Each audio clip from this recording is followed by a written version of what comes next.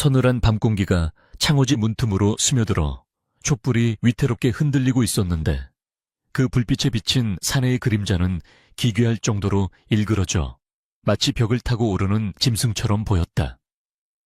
연화는 소매 속에 감춰둔 은장도를 꽉 움켜쥐었고 손바닥에서는 식은땀이 배어나와 차가운 금속의 감촉을 더욱 선명하게 만들고 있었다.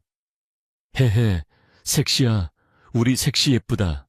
찐빵처럼 하얗고 예쁘다. 침상 맞은편에 쭈그리고 앉은 사내는 입가에 침을 질질 흘리며 초점 없는 눈동자로 연화를 뚫어지게 쳐다보고 있었는데 그 모습이 사내라기보다는 덩치 큰 어린아이 같아 보여 연화의 가슴은 공포보다는 서글픔으로 무너져 내리고 있었다. 오늘 밤이 지나면 그녀는 더 이상 양반가의 규수가 아니오. 마을 사람들이 손가락질하는 바보 머슴칠성의 아내가 되어 평생을 진창 속에서 굴러야 할 운명이었다. 칠성이 갑자기 헤헤 하고 기괴한 웃음소리를 터뜨리며 벌떡 일어나자 연화는 저도 모르게 움찔하며 뒤로 물러났고 소매 속의 은장도를 꺼내 자신의 목을 찔러야 할지 아니면 이 치욕스러운 밤을 견뎌야 할지 찰나의 순간에 수만 가지 번뇌가 머릿속을 스치고 지나갔다. 칠성은 방구석에 놓인 노슈강을 발로 뻥 차고는 마치 장난감을 발견한 아이처럼 방바닥을 뒹굴기 시작했는데 그 소란스러움 속에서도 연화의 귀에는 며칠 전 피를 토하며 쓰러지던 아버지의 거친 숨소리가 환청처럼 들려오고 있었다. 시간을 거슬러 올라가 보름 전 연화의 집 마당에는 스산한 가을바람만이 낙엽을 쓸고 지나가고 있었고 찢어진 창호지 사이로는 아버지 김진사의 고통스러운 기침소리가 끊임없이 새어나오고 있었다. 으흐흑, 아버님, 조금만 참으세요. 제가 의원을 모셔오겠습니다. 연화가 눈물 젖은 얼굴로 방문을 열고 들어섰을 때 방 안에는 퀴퀴한 곰팡이 냄새와 피비린내가 뒤섞여 숨조차 쉬기 어려울 지경이었다. 한때는 글 읽는 소리가 끊이지 않았던 선비의 집이었으나 영모에 휘말린 친척의 연좌제로 인해 가세는 기울 대로 기울었고 남은 것이라고는 다 쓰러져가는 초가 삼간과 병든 아버지뿐이었다. 의원은 고개를 가로저으며 혀를 찾는데 그의 입에서 나온 말은 사형 선고나 다름없었다. 진사어른의 병화는 평패농양이 깊어 천년 묵은 도라지나 산삼 혹은 그에 준하는 귀한 약재를 쓰지 않으면 이 달을 넘기기 힘두어. 허나 그 약값이란 게 기와집 몇 채 값이라. 의원의 말끝이 흐려질 때마다 연화의 가슴에는 대못이 박히는 듯했고 당장 쌀독에 쌀 한 톨 없는 처지에 약값은커녕 끼니조차 잊기 힘든 현실이 그녀를 벼랑 끝으로 내몰고 있었다. 그때 마을의 유지이자 악명 높은 고리대금업자 최참판댁의 집사놈이 뻔질나게 드나들며 던진 제안은 악마의 속삭임과도 같았다. 이복의 연화 아기씨, 우리 주인어른께서 특별히 자비를 베푸시는 걸세. 자네도 알다시피 우리 집 머슴칠성이 놈이 나이는 찼으나 짝이 없어 주인어른의 근심이 이만저만이 아니야. 집사는 비릿한 웃음을 흘리며 주파나를 튕기듯 말을 이었다. 그 칠성이 놈이랑 혼례를 치러준다면 내 김진사 어른의 약값은 물론이요. 자네가 평생 먹고 살 재물까지 넉넉히 챙겨주겠네. 양반 체면이 밥 먹여주나 당장 아비가 죽게 생겼는데 효녀가 되어야지 불효녀가 되어서야 쓰겠는가. 칠성이라 함은 마을 아이들이 똥을 던져도 헤헤거리며 받아먹는다는 천하의 바보 천치가 아니던가. 양반의 여식이 노비, 그것도 바보와 혼인한다는 것은 죽음보다 더한 치욕이었으나 밤새 피를 토하며 물을 찾는 아버지의 앙상한 손을 잡은 연화는 입술을 깨물어 피가 맺힐 정도로 오열하며 결국 고개를 끄덕이고 말았다. 그것은 자신의 인생을 송두리째 팔아넘기는 매매 계약이자 아버지의 목숨을 구하기 위한 처절한 효심의 발로였다. 혼례식이야 할. 혼례식 날은 화창하다 못해 눈이 부실 정도로 맑았으나 연화의 눈에는 세상 모든 것이 잿빛으로 보일 뿐이었다. 족두리를 쓰고 연지곤지를 찍은 그녀의 얼굴은 마치 상을 당한 사람처럼 창백했고 붉은 홀레복은 죄수를 묶는 포승줄처럼 그녀의 몸을 옥죄어 왔다. 아이고, 저런 고운 처자가 바보한테 시집을 가다니 쯧, 으쯧, 세상 말세야 말세. 구경 나온 마을 아낙네들의 수군거림이 비수처럼 날아와 꽂혔지만 연화는 고개를 푹 숙인 채 아무런 대꾸도 할 수 없었다.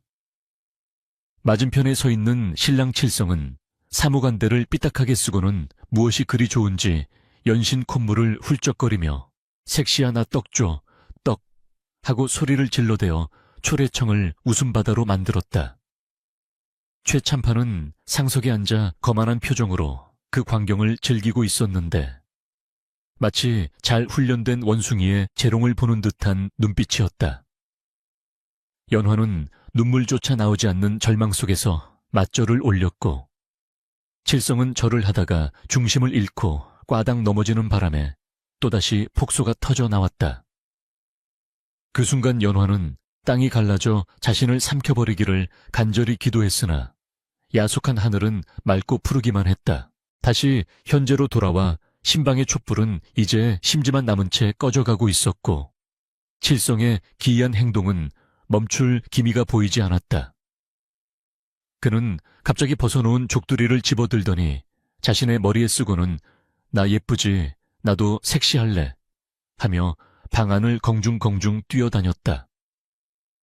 연화는 참을 수 없는 모멸감과 공포에 몸을 떨며 벽구석으로 더 깊숙이 파고들었는데 그때 칠성이 발을 헛디뎌 연화 쪽으로 쓰러지듯 덮쳐왔다.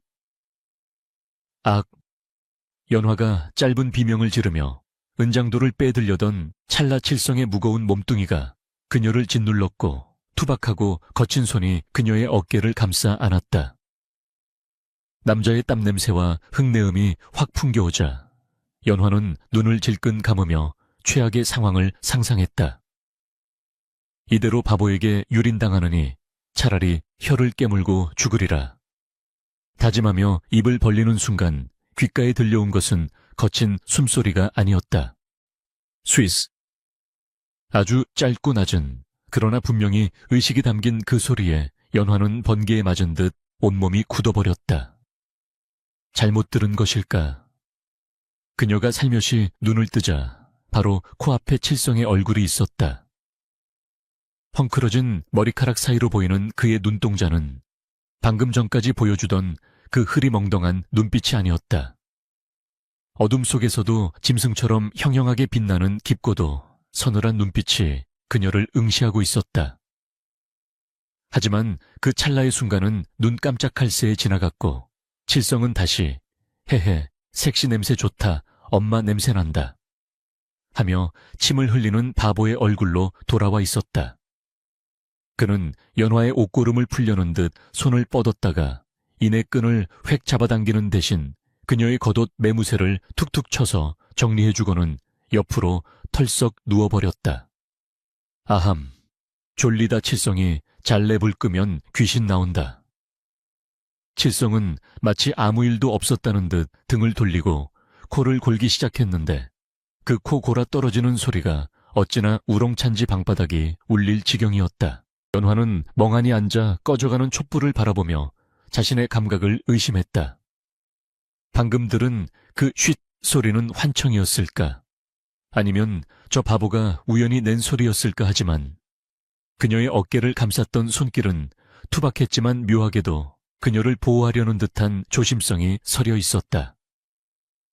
그리고 아주 잠깐 스쳐 지나갔던 그 눈빛, 심연처럼 깊고 날카로웠던 그 눈빛은 도저히 바보의 것이라고는 믿기지 않았다. 연화는 잠든 칠성의 등을 바라보았다. 낡은 삼배 적삼 위로 드러난 그의 등은 널찍하고 단단해 보였는데 마을 아이들에게 매일 맞고 다닌다는 사람치고는 맷집이 좋아 보였다. 창호지 문 밖에서는 밤바람 소리가 윙윙거리며 흉흉한 소문을 실어 나르는 듯했고 멀리서 들려오는 부엉이 울음소리가 처량하게 밤 공기를 갈랐다. 연화는 긴장이 풀리면서 몰려오는 피로감에 스르르 눈이 감겼지만 손에 쥔 은장도마는 절대 놓지 않았다. 최참판댁의 깊은 밤 바보신랑과 함께하는 첫날 밤은 그렇게 의문과 공포, 그리고 알 수 없는 기이함 속에서 깊어가고 있었다. 아버지의 약값이라는 무거운 짐과 자신의 기구한 운명이 얽혀있는 이곳에서 연화는 과연 살아남을 수 있을까? 그리고 저 바보 칠성의 진짜 모습은 무엇일까? 어둠 속에 잠긴 신방에는 칠성의 코고는 소리와 연화의 거친 심장 박동 소리만이 위태로운 화음을 이루고 있었다. 새벽달기 회를 치기도 전 우물가에 내려앉은 서리꽃이 차가운 달빛을 받아 은비늘처럼 반짝이고 있었는데 연화의 언소는 얼음장 같은 물속에서 붉게 부르터 감각조차 느껴지지 않을 지경이었다. 양반가 규수로서 붓을 들고 난을 치던 고운 손가락은 이제 거친 빨래 방망이를 두드리느라 마디마디가 굵어졌고 손등에는 여기저기 생채기가 나 있어 보는 이로 하여금 안타까움을 자아내게 했다. 애구 저 팔자도 참 기구하지. 진사댁 아가씨가 어쩌다 저 꼴이 되었누. 물을 기르러 나온 마을 안악들이 혀를 차며 수군거리는 소리가 등 뒤에서 들려왔지만 연화는 입술을 꾹 깨물고 빨래 방망이질에만 집중하며 그들의 시선을 애써 외면하려 했다. 칠성과의 첫날 밤 이후 연화의 삶은 최참판댁의 가장 천한 밑바닥으로 곤두박질 쳤고 눈 뜨면 마당 쓸기밥 짓기, 빨래하기 등 고된 노동이 산더미처럼 기다리고 있었다. 그래도 그녀가 이 모진 수모를 견딜 수 있는 유일한 이유는 칠성이 구해다 준 약재를 다려드신 후 아버지의 기침소리가 눈에 띄게 잦아들고 안색이 돌아오기 시작했기 때문이었다. 연화가 빨래를 짜며 거친 숨을 몰아쉬고 있을 때 저 멀리 사랑채 마당에서 헤헤, 나 잡아봐라, 똥파리들아 하는 칠성의 우스꽝스러운 고함이 들려와 그녀의 가슴을 또 한 번 덜컥 내려앉게 만들었다. 고개를 들어 바라본 마당에서는 기가 막힌 광경이 펼쳐지고 있었는데 동네 코 흘리게 아이들 대여섯 명이 칠성을 애워싸고 흙과 돌을 던지며 조롱하고 있었다.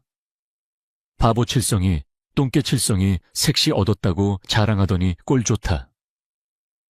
아이들이 던진 돌멩이에 이마를 맞았는지 칠성의 얼굴에는 피가 주르륵 흘러내리고 있었지만 그는 아픔도 모르는 사람처럼 징징 짜기는커녕 그저 싱글벙글 웃으며 아이들을 피해 도망 다니기에 바빴다.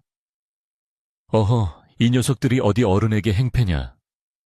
연화가 빨래를 내팽개치고 달려가 아이들을 혼내주려 했으나 칠성은 되려 연화의 치맛자락 뒤로 숨으며 색시야 무서워, 저놈들이 나 때려 호해줘 하며 덩치에 맞지 않는 어리광을 부려댔다. 연화는 피가 흐르는 칠성의 이마를 닦아주며 속에서 천불이 나는 것을 느꼈지만 동시에 이 순진무구하다 못해 모자란 사내에게 묘한 연민을 느끼지 않을 수 없었다. 남들은 그를 바보라 손가락질했지만 연화가 겪어본 칠성은 밥을 먹을 때도 맛있는 반찬은 슬그머니 연화의 밥그릇 위에 올려놓고 잠자리에서도 추운 아랫목은 연화에게 내어주고 자신은 문틈 황소바람이 들어오는 윗목에서 웅크리고 자는 바보라기엔 너무나 따뜻한 심성을 가진 사내였기 때문이었다. 그러던 어느 날 칠성이 아침 일찍부터 산에 가서 다람쥐랑 놀다 올게 하며 지게를 지고 집을 나섰는데 해가 뉘엿뉘엿 지도록 돌아오지 않아 연화의 애를 태우고 있었다. 늑대나 멧돼지가 우글거리는 깊은 산속에서 바보가 길이라도 잃으면 어쩌나 걱정되어 살인문 밖을 서성거리고 있을 때 어둠 속에서 칠성이 흙투성이가 된 몰골로 나타났다. 색시야, 내가 이거 주워왔다. 산신령 할아버지가 먹으라고 줬어. 칠성은 흙이 잔뜩 묻은 시커먼 뿌리 몇 개를 연화의 눈앞에 들이밀며 자랑스럽게 외쳤다. 연화가 자세히 들여다보니 그것은 흔해 빠진 도라지나 칠뿌리가 아니라 10만이들도 평생 한 번 보기 힘들다는 100년 묵은 산삼이었다. 이건... 서방님, 이걸 어디서 구하셨어요? 연화가 놀라 물었으나 칠성은 그저 헤헤, 저기 절벽 위에 매달려 있길래 다람쥐처럼 기어 올라가서 땄지. 이거 먹으면 힘세진대. 색시, 너 먹어. 하며 대수롭지 않게 말했다. 깎아지른 듯한 절벽을 바보가 맨손으로 기어 올라갔다는 것도 믿기지 않았지만 그 귀한 영약을 알아보는 안목이 있다는 것 또한 의심스러운 일이었다. 연화는 그 산삼을 정성껏 다려 아버지께 올렸고 그날 밤 아버지는 기적처럼 자리에서 일어나 앉아 미움을 넘기게 되었다. 계절이 바뀌어 찬바람이 매섭게 몰아치던 어느 장날 연화는 땔감을 구하러 산비탈을 오르고 있었는데 무거운 나무지게를 지고 내려오다 그만 발을 헛디디고 말았다. 비명과 함께 가파른 경사면을 따라 몸이 굴러떨어지려는 찰나 어디선가 바람처럼 나타난 칠성이 그녀의 허리춤을 낚아채어 안았다. 보통 사람이라면 함께 굴러떨어졌을 상황이었으나 칠성은 마치 바위처럼 단단하게 땅을 디디고 서서 엄청난 완력으로 연화의 몸을 지탱해냈고 그 충격으로 지게에 실려있던 장작더미만이 와르르 쏟아져 내렸다. 으악 깜짝이야. 섹시야 괜찮아. 나 넘어질 뻔했네.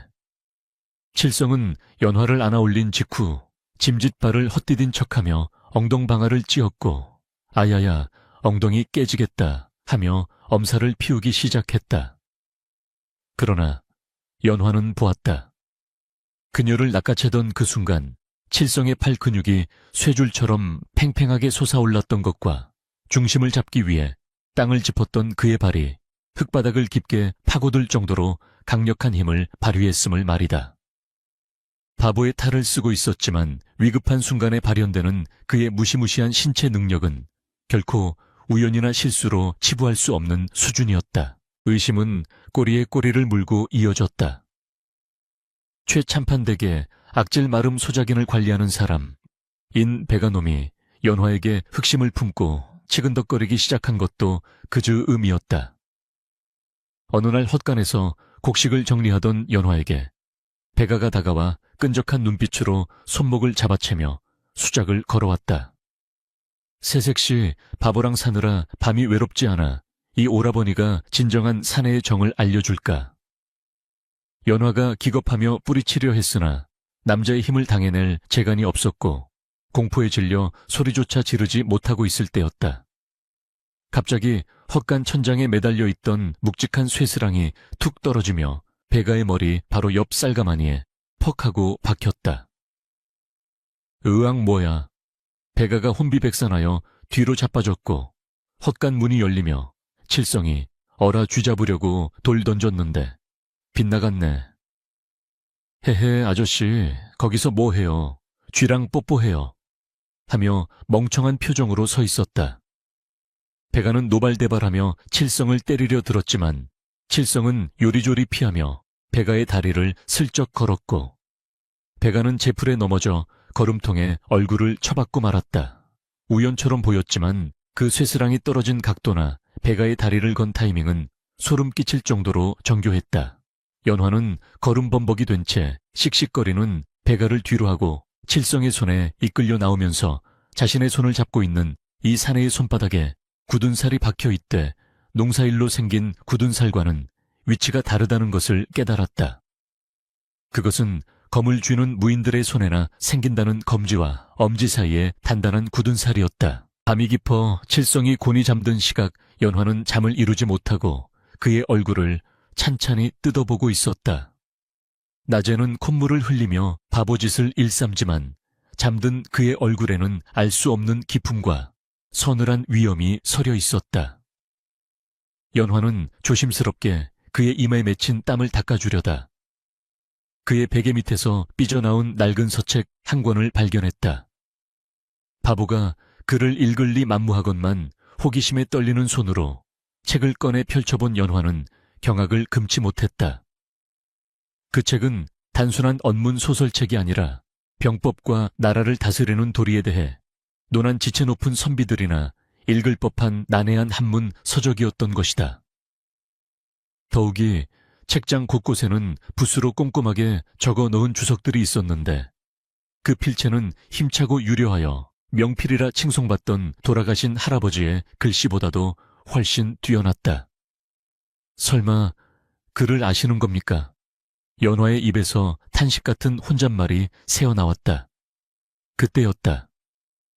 깊게 잠든 줄 알았던 칠성이 웅얼거리며 몸을 뒤척이더니 연화가 들고 있던 책 쪽으로 손을 뻗어 마치 소중한 보물을 끌어안듯 책을 품에 안고 다시 코를 골기식 했다. 잠꼬대인지 연기인지 알 수 없는 그 행동에 연화는 다시 한번 혼란에 빠졌다. 이 사내는 도대체 누구란 말인가? 왜 바보 행세를 하며 이 시골 구석, 그것도 악독하기로 소문난 최참판댁 머슴으로 숨어 살고 있는 것일까? 연화의 머릿속에서는 수많은 추측이 오고 갔지만 확실한 것은 단 하나 이 사내가 자신을 지켜주고 있다는 사실이었다. 산삼을 구해온 것도, 절벽에서 자신을 구한 것도, 마름의 마수에서 자신을 빼내온 것도 모두 칠성이었다. 연화는 복잡한 심경으로 칠성의 등을 바라보며 처음으로 그에게서 든든함을 느꼈다. 비록 세상이 비웃는 바보일지라도 지금 이 순간 연화에게는 그 누구보다 믿음직한 수호자였다. 그러나 그 평온함도 잠시 최참판댁 사랑채에서는 늦은 밤까지 불이 꺼지지 않고 은밀한 밀담이 오가고 있었으니 새로 부임한 사또와 최참판 그리고 수모를 당한 마름 배가가 모여 흉계를 꾸미고 있었다. 그 계집년이 제법 반반하다지. 내 관아로 불러들여 맛 좀 봐야겠는데 구실을 좀 만들어보게. 기름진 얼굴의 사또가 음흉한 미소를 지으며 술잔을 기울였고 최참판은 비굴하게 머리를 조아리며 맞장구를 쳤다. 다가올 폭풍우를 짐작조차 못한 채 연화는 칠성의 곁에서 불안한 잠을 청하고 있었다. 창밖에는 불길한 까마귀 울음소리가 밤하늘을 찢어발기며 다가올 비극을 예고하고 있었다. 마른 하늘의 날벼락이라도 떨어진 듯 평온하던 초가 마당에 들이닥친 관아의 포졸들이 시커먼 군홧발로 흙먼지를 일으키며 난입하니 평화롭던 오후의 정적은 순식간에 비명과 고함으로 얼룩지고 말았다. 내 인연 죄인 김연화는 오라를 받아라. 포졸들이 흉악한 기세로 방문을 박차고 들어와 연화의 가냘픈 팔을 억세게 비틀어 꺾었는데 그 힘이 어찌나 무지막지한지 연화는 외마디 비명을 지르며 바닥에 내동댕이 쳐졌다. 부엌에서 누룽지를 긁고 있던 칠성이 소란을 듣고 뛰쳐나와 아이고, 우리 색시 왜 그래요? 우리 색시 아파요. 놔줘요, 놔줘. 하며 포졸의 바지가랑이를 잡고 늘어졌으나 포졸 대장은 코웃음을 치며 육모방망이로 칠성의 어깨를 사정없이 내리쳤다. 어디서 미친 개가 짖어썩 꺼지지 못할까. 칠성이 으앙 하고 울음을 터뜨리며 마당을 대굴대굴 구르는 꼴을 보며 연화는 가슴이 미어지는 듯했으나 당장 자신의 목에 칼이 들어온 형국이라 남편을 챙길 겨를조차 없었다. 죄목은 절도였다. 최 참판댁 곳간에서 귀한 비단과 은전을 훔쳐냈다는 터무니없는 누명이었으나 마루 밑을 뒤지던 포졸들이 미리 심어둔 작물을 보란듯이 찾아내어 흔들어대니 연화는 꼼짝없이 도둑으로 몰리고 말았다. 그것은 며칠 전 헛간에서 수모를 당한 마름 배가가 앙심을 품고 꾸민 비열한 덫이었음이 분명했다. 포승줄에 묶여 관아로 끌려가는 연화의 뒤로 마을 사람들의 수군거림이 꼬리표처럼 따라붙었다. 진사댁 딸이 도둑질을 했다지 뭐야. 가난이 죄지 오죽 힘들었으면 그랬겠어. 동정인지 비난인지 모를 말들이 연화의 귀를 때렸지만 그녀는 고개를 꼿꼿이 든 채 한마디 변명도 하지 않았다. 죄가 있다면 힘없는 집안에 태어난 죄요. 탐관오리에 눈에 띈 죄일 뿐 자신은 결코 남의 물건에 손을 댄 적이 없음을 하늘이 알고 땅이 알 것이라 믿었기 때문이었다. 동헌 관아의 중심 건물 마당에 들어서자 서슬퍼런 형틀과 주리를 트는 의자가 놓여 있어 보는 것만으로도 오금이 저려왔고 대청마루 높은 곳에는 새로 부임한 사또가 비스듬히 앉아 기생의 시중을 받으며 술잔을 기울이고 있었다. 그 옆에는 최참판과 배가가 간신배처럼 허리를 굽히고 서서 연화를 보며 비릿한 미소를 주고받고 있었다. 네가 감히 최참판댁 물건을 탐하고도 모자라 발뺌을 한다지. 사또의 목소리는 기름지고 느끼하여 마치 뱀이 몸을 휘감는 듯한 소름을 돋게 했다. 연화는 무릎을 꿇린 채로도 당당하게 외쳤다. 소녀는 훔친 적이 없습니다. 이는 필시 누군가의 모함이옵니다. 억울함을 풀어주시옵소서. 사또는 술잔을 탁 내려놓으며 눈을 가늘게 떴다. 호호, 제법 말대답을 할 줄 아는구나. 얼굴을 들어보아라. 사또의 명에 포졸이 연화의 턱을 거칠게 잡아 올리자 공포와 분노로 붉게 상기된 연화의 고운 얼굴이 드러났다. 사또의 눈동자가 탐욕으로 번들거렸다. 그는 주위를 물리치고 낮은 목소리로 으르렁거렸다.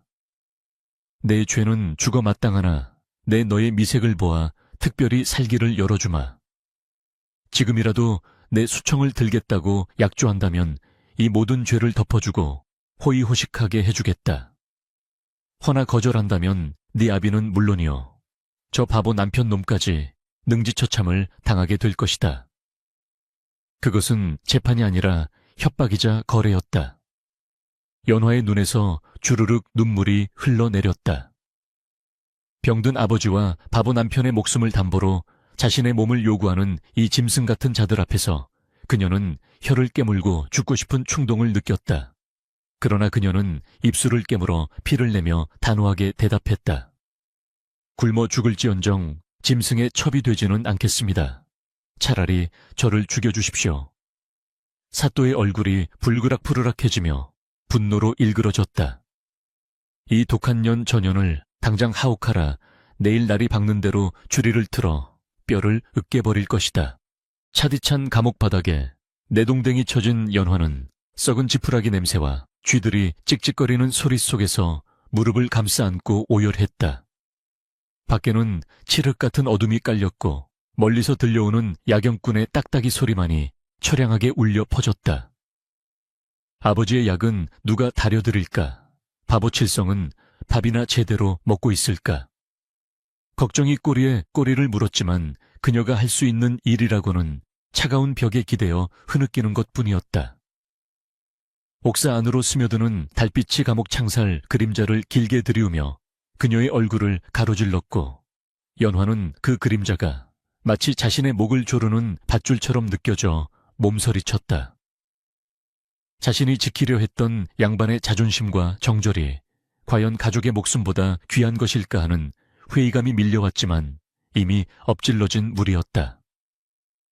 그때 옥사박 담장 너머에서 부스럭거리는 소리가 들려왔다. 연화는 황급히 눈물을 닦고 귀를 기울였다. 칠성아, 혹시나 남편이 찾아온 것은 아닐까? 기대했지만 들려오는 것은 바람 소리뿐이었다. 그녀는 자신이 헛것을 들었다고 생각하며 다시 고개를 파묻었다. 그러나 그녀는 알지 못했다. 그 담장 너머 어둠 속에 누군가가 서서 붉게 충혈된 눈으로 옥사를 노려보고 있다는 사실을.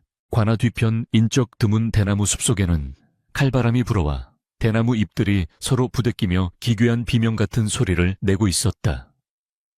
그 음산한 숲 한가운데 낮에 바닥을 구르며 울어대던 바보 칠성은 온데간데 없고 살기가 등등한 무인의 형상을 한 사내가 서 있었다. 그의 등은 꼿꼿하게 펴져 있었고 흐리멍덩했던 눈빛은 먹잇감을 노리는 맹수처럼 형형하게 빛나고 있었다. 그래 놈들이 결국 선을 넘었단 말이지. 칠성의 입에서 나온 목소리는 낮고 묵직한 저음이었다. 어둠 속에서 검은 복면을 한 사내가 소리 없이 나타나 칠성 앞에 한쪽 무릎을 꿇었다. 이에 날이 사또와 최참판이 결탁하여 부인에게 누명을 씌웠습니다. 내일 아침 형을 집행한다고 하옵니다. 그리고 창고에 비축된 군량미를 빼돌린 장부도 확보하였습니다. 복면 사내의 보고를 듣는 칠성의 주먹이 으드득 소리를 내며 쥐어졌다. 그의 손에는 낮에 포졸들에게 맞을 때 짐짓 떨어뜨린 척했던 낡은 부채 하나가 들려 있었다. 칠성은 부채를 펴지 않은 채 손바닥에 탁탁 내리치며 서늘한 미소를 지었다. 백성의 고혈을 빠는 것도 모자라 죄 없는 여인을 겁박하여 탐하려 들다니. 내 이놈들을 결코 살려두지 않으리라. 칠성은 품속에서 낡은 천에 쌓인 둥근 물건을 꺼내 어루만졌다. 달빛에 비친 그것은 노쇠로 만든 마패였다. 5마리의 말이 새겨진 오마패 우마파이가 차가운 광채를 뿜어내고 있었다.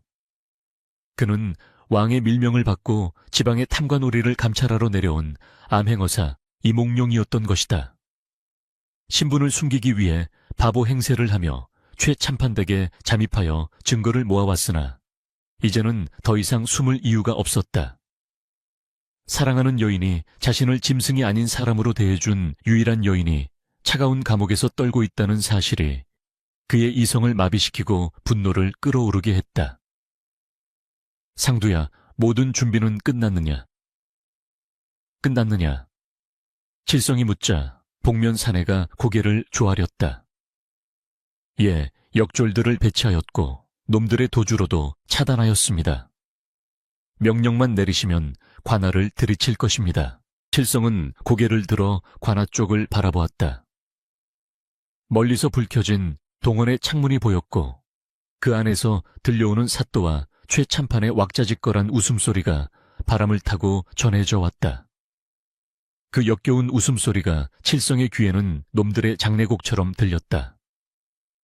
그는 다시 칠성이라는 바보의 가면을 쓰기 전 마지막으로 끓어오르는 살기를 내뿜으며 나직이 읊조렸다. 내일 아침 저들의 웃음소리는 통곡으로 바뀔 것이다. 동이 트는 대로 출두한다. 단 한 놈도 놓치지 마라.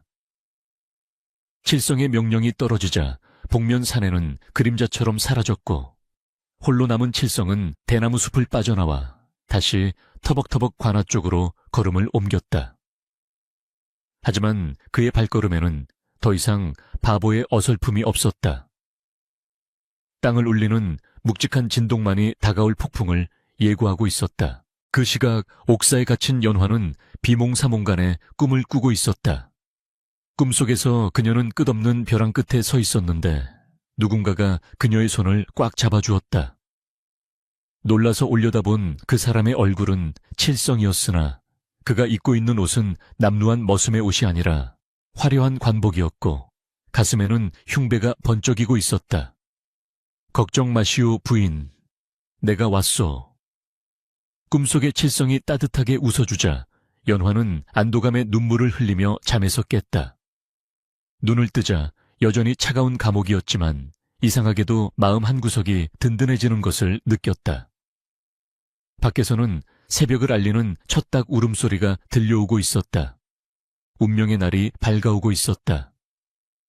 과연 이 절망의 끝에서 그녀를 기다리는 것은 죽음일까? 아니면 기적일까?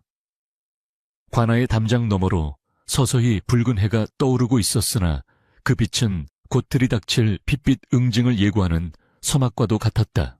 유두득 뼈가 으스러지는 듯한 끔찍한 파열음이 동원마당의 정막을 찍고 울려 퍼졌는데 그것은 형틀에 묶인 연화의 다리뼈가 부러지는 소리가 아니라 사또가 분노를 참지 못하고 손에 쥐고 있던 호두알을 산산조각 내버리는 소리였다. 내 인연 끝까지 아가리를 놀리지 않겠느냐 여봐라. 저 독한 년의 주리를 당장 틀어라. 정강이 뼈가 으깨져 봐야 살려달라고 빌 것이냐.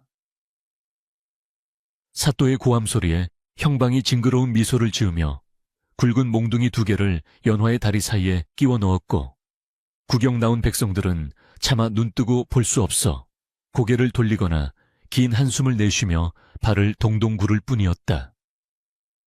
형틀에 묶인 연화의 얼굴은 핏기가 하나도 없이 창백했으나 두 눈만은 이글거리는 숯불처럼 형형하게 빛나며 사또를 노려보고 있었다.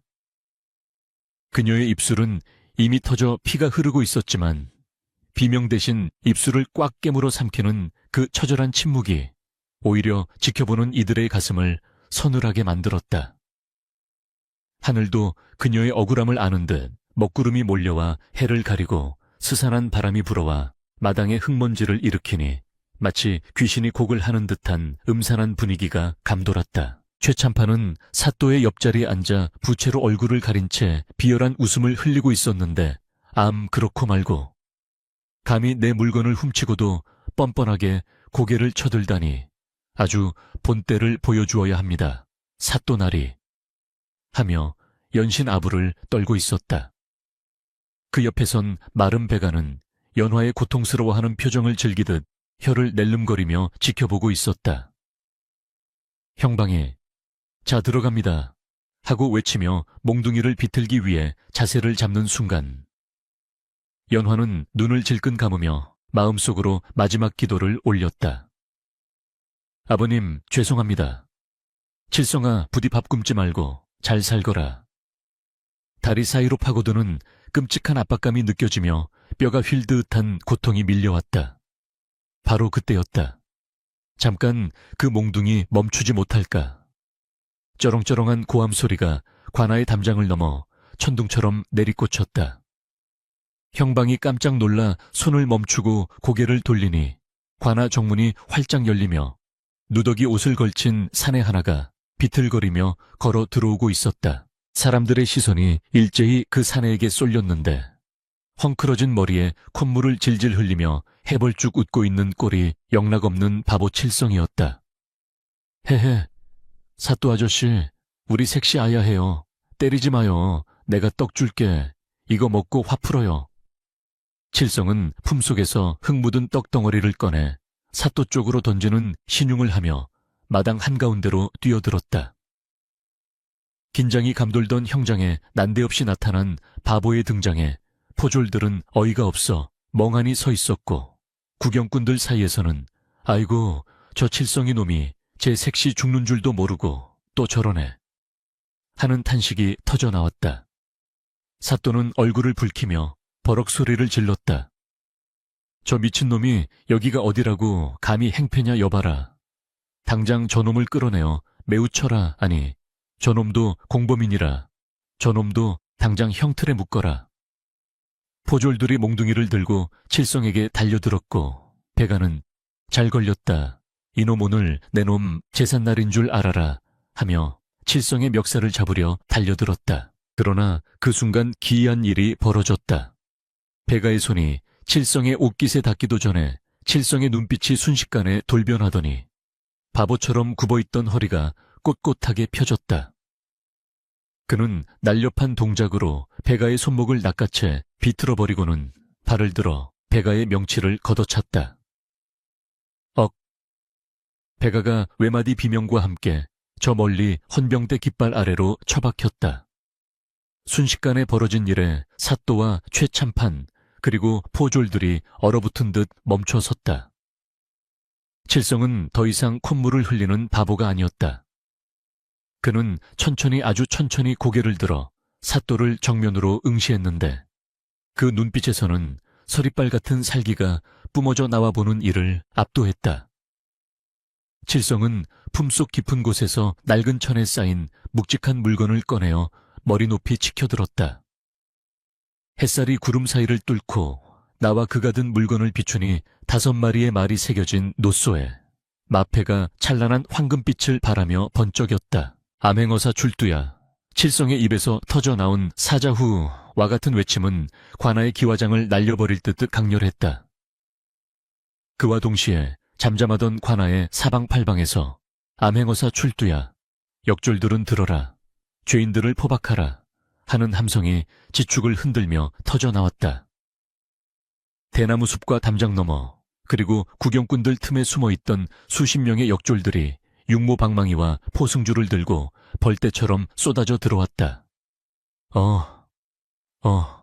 사또는 들고 있던 술잔을 떨어뜨리며 사색이 되어 자리에서 일어났으나 다리가 풀려 그 자리에 주저앉고 말았다.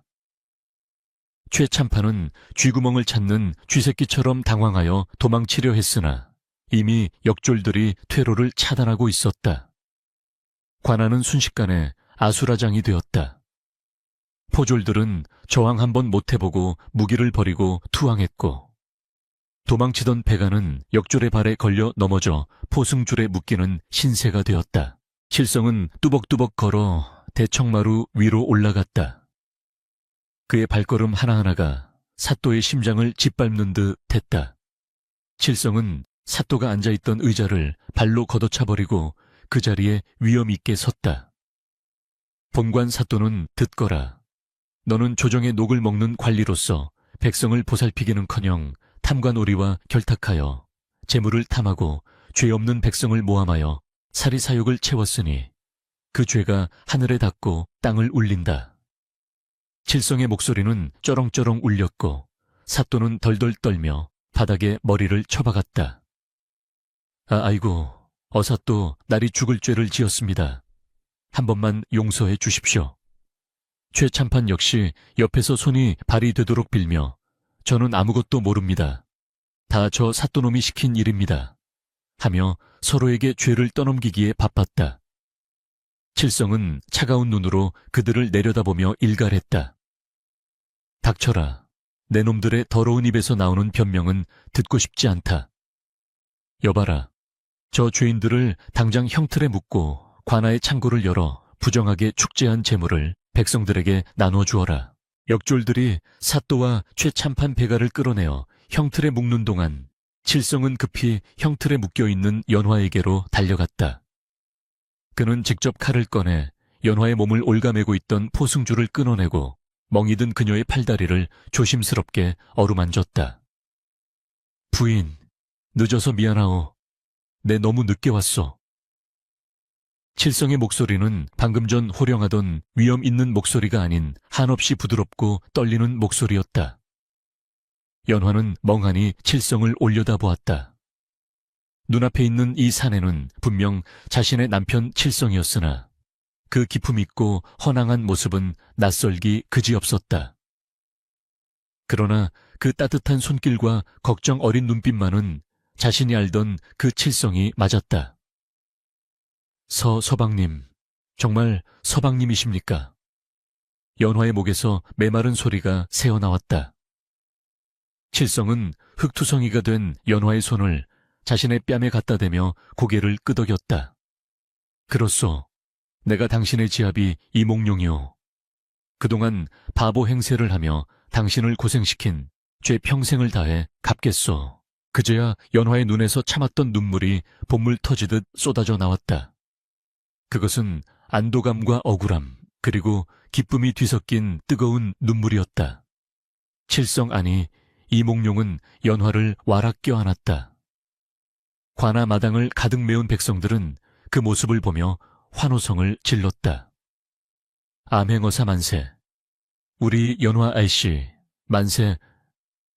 억눌려 있던 백성들의 함성이 하늘 높이 솟구쳐 올랐다.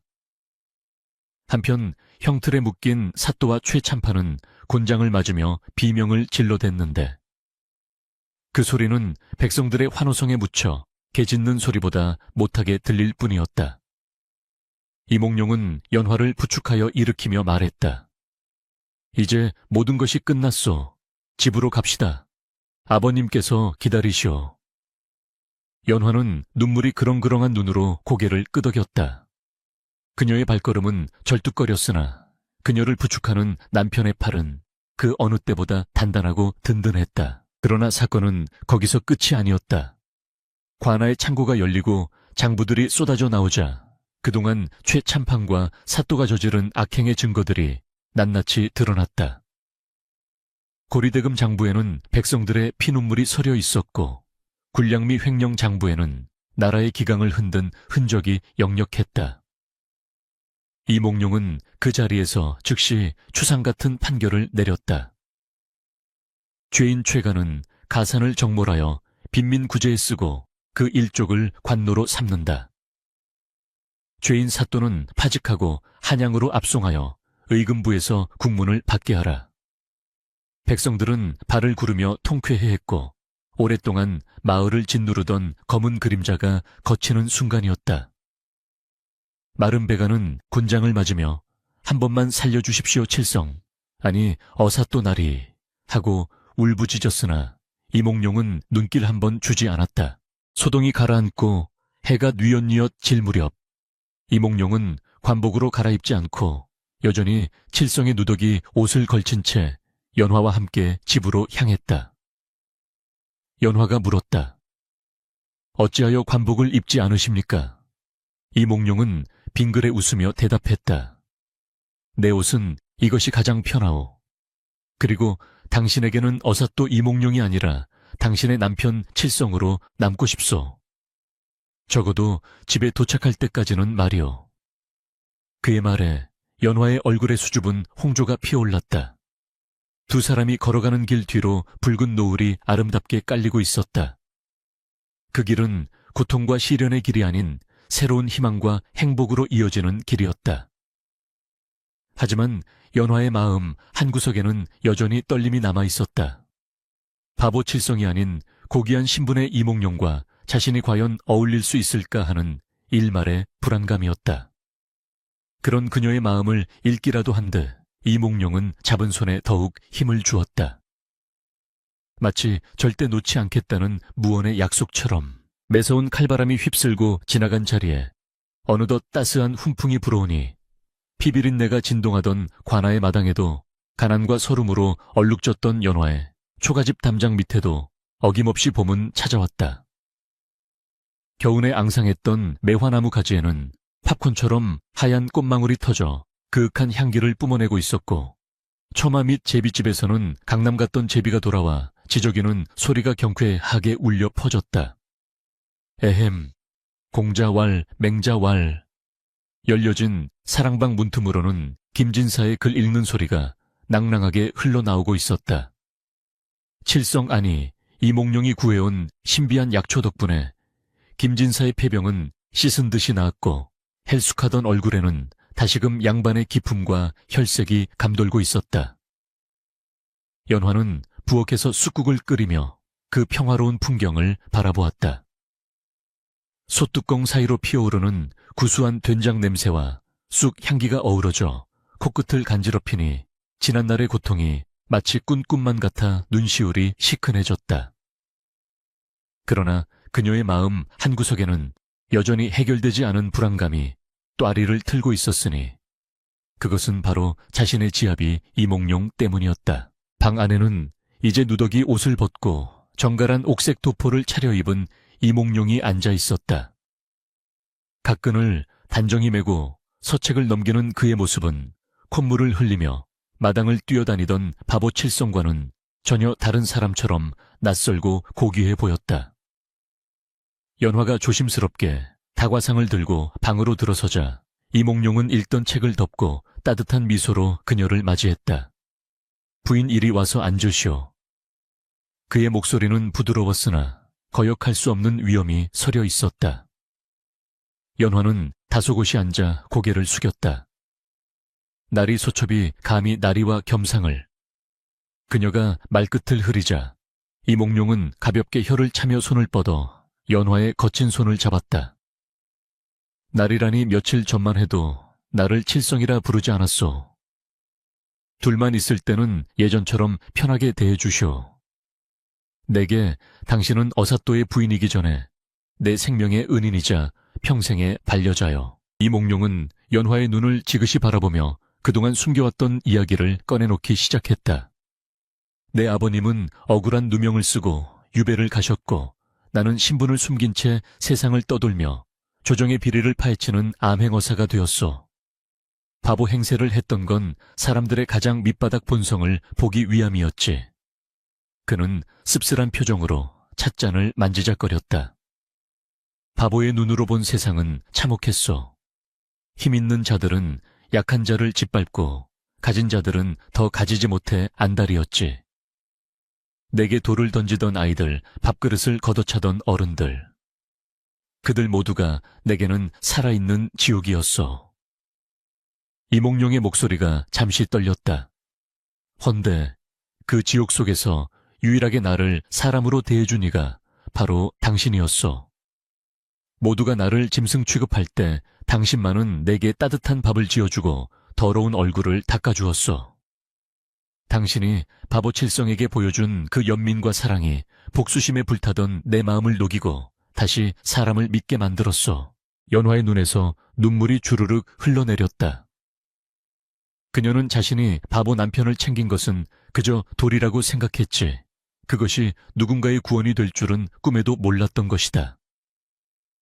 하오나 서방님, 저는 가난한 죄인의 딸이자 돈에 팔려온 몸입니다. 어찌 고귀하신 서방님의 짝이 될 수 있겠습니까? 연화가 울먹이며 묻자 이몽룡은 단호하게 고개를 저었다. 천만에, 고귀함은 핏줄이나 신분에서 나오는 것이 아니오.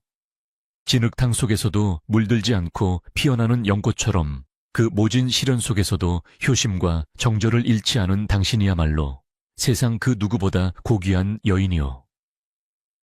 이몽룡은 품속에서 옷가락지 한 쌍을 꺼내 연화의 손에 끼워주었다.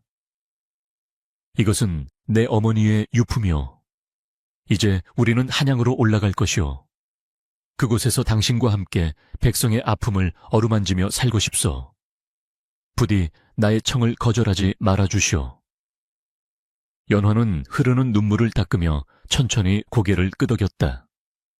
두 사람의 그림자가 문살에 비쳐 하나로 포개지니 방 안 가득 매화 향기가 더욱 짙어지는 듯했다. 한양으로 떠나는 날 마을 어귀에는 남녀노소 할 것 없이 모든 주민이 나와 그들을 배웅했다. 개 중에는 예전에 칠성에게 돌을 던졌던 아이들도 있었고 뒤에서 수군거리던 아낙네들도 있었다.